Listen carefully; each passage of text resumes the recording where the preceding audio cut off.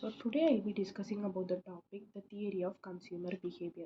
So firstly let us define what is consumer behavior. The study of how an individual, customer, group or organization select, buy, use and dispose the goods or services to satisfy their needs is known as consumer behavior. So let us define utility. The capacity of a commodity to meet the need of a person is known as utility. The more the utility obtained from an item, the greater the need for it or stronger the desire of it is. So utility is a subjective concept, and the level of utility by a product can be differ from person to person. So let us next see what are the types of utility. There are two types of utility: cardinal utility and ordinal utility. So first let us define what is cardinal utility.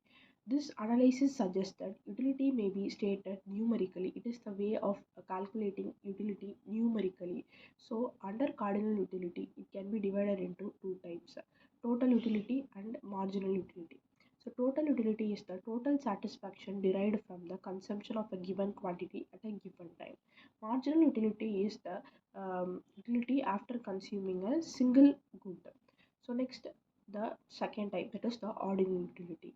It explains the level of satisfaction following the consumption of any good or services which cannot be measured. These uh, these can be calculated through the indifference curve. So let us now understand the relationship between total utility and marginal utility. As long as the marginal utility is positive, total utility rises in proportion to increase the commodity consumption. TU grows or increases at slower rate when MU, that is marginal utility, reaches its maximum point, and MU becomes, that is marginal utility, becomes zero when TU achieves its maximum point.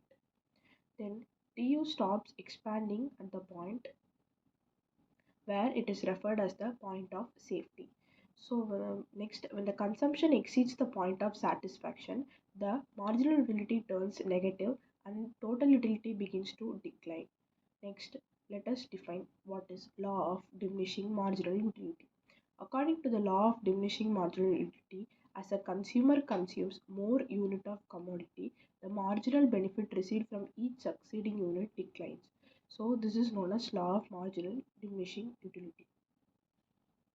Then the law of demand is founded on this principle, as the concept of reducing pricing is related to the law of diminishing marginal utility. Consumers are prepared to spend lesser monetary amounts for more of a product as its utility falls with increased consumption. Next, let us understand what is indifference curve. So indifference curve is basically used for calculating the ordinal utility.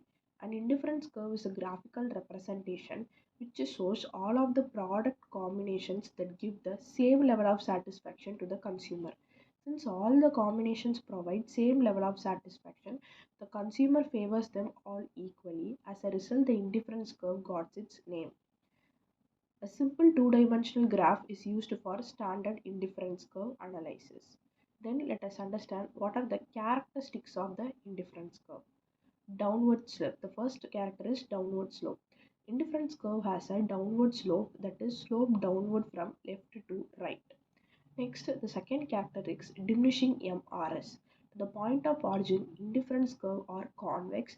It's because the marginal rate of substitution is decreasing. ICs, that is the indifference curve, never intersect. The curve of indifference never meet or intersect. 2 points on the two different ICs, that is indifference curve, can't possibly provide the same level of satisfaction. Higher indifference curve. The higher level of satisfaction is represented by higher indifference curve.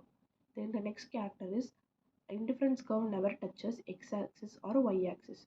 An indifference curve never touches any axis, because if it touches any one axis, that would mean the consumption of other good is zero.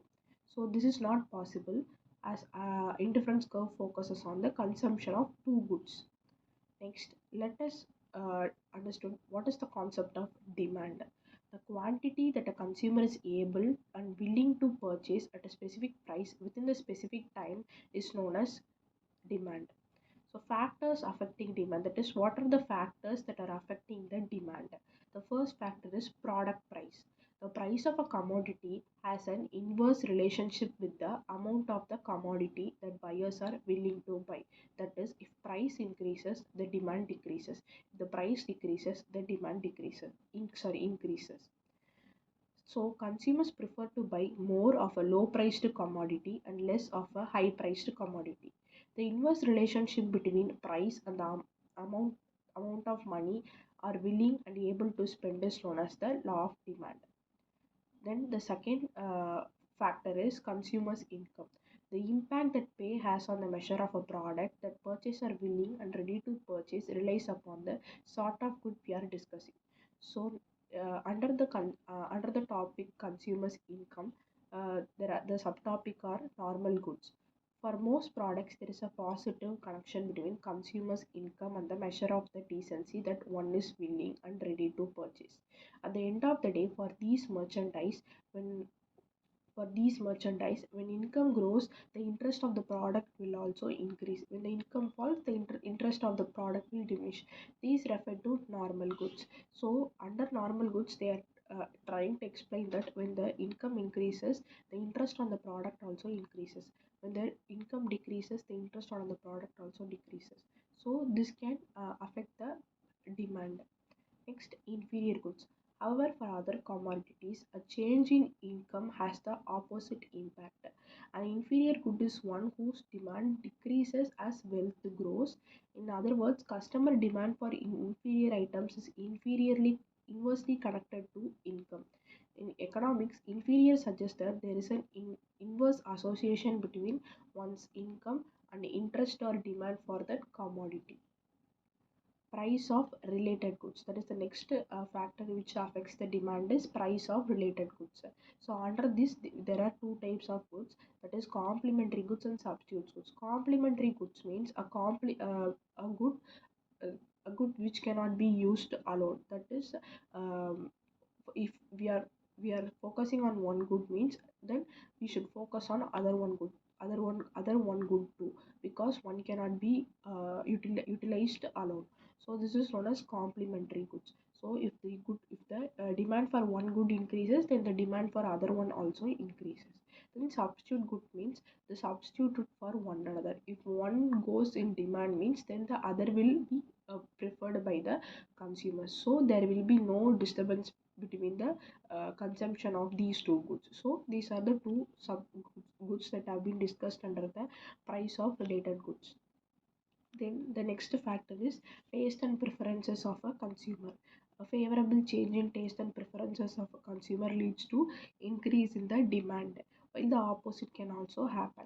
Expectation. The next factor is expectation. The consumer expect that the availability of the product will be available in future. Then the demand in present will be decreased. Next, let us know what is law of demand.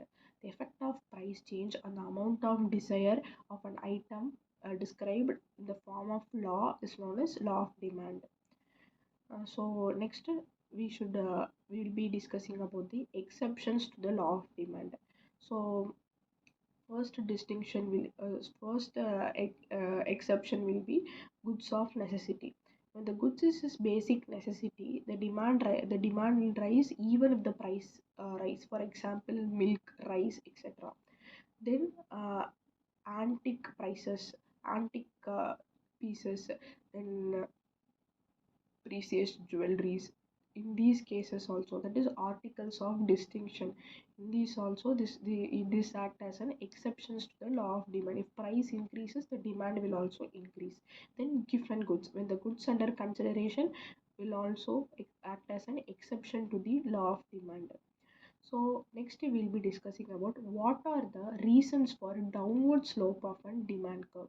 So there are five reasons. First, law of diminishing marginal utility, then substitute effect, income effect, new buyer and old buyer. These are the five factors which affect which are the reasons for the downward slope of the demand curve. Thank you.